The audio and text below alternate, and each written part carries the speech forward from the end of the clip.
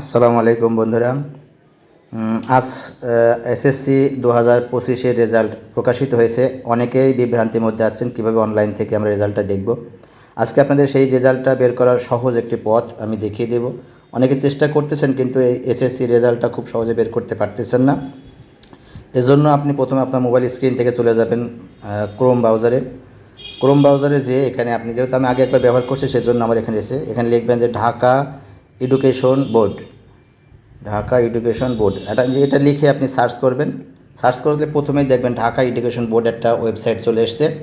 এখানে আপনি ক্লিক করে ঢুকবেন। এখানে আসলে আপনি একটা ফর্ম পাবেন।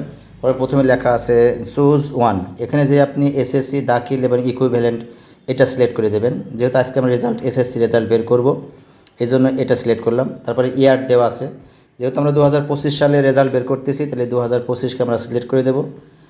এরপর আসছে বোর্ড। আমি এখন যেহেতু যশোর বোর্ডের একটা রেজাল্ট বের করব, এই জন্য যশোরকে সিলেক্ট করে দেবো।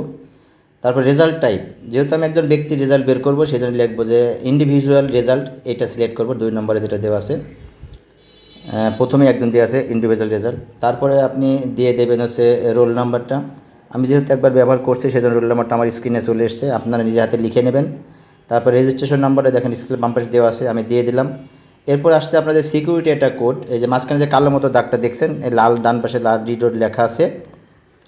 এই কালো দাগটার ভিতরে যদি লেখাটা বুঝতে না পারেন তাহলে রিলোড বাটনে আবার ক্লিক করবেন। ক্লিক করলে আপনি যখন পরিষ্কার একটা সিকিউরিটি কোড দেখতে পারবেন, তখন আপনি সেই নাম্বারটা নিচে লিখে দেবেন। আমি একবার রিলোড দিলাম।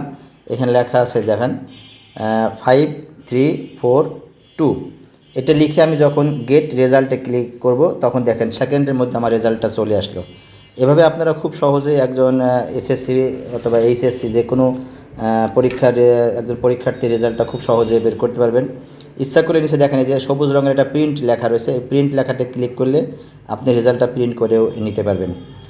সবাই ভালো থাকবেন, সবার জন্য শুভকামনা, সবার রেজাল্ট ভালো হোক এই কামনায় আজকের মতো বিদায়।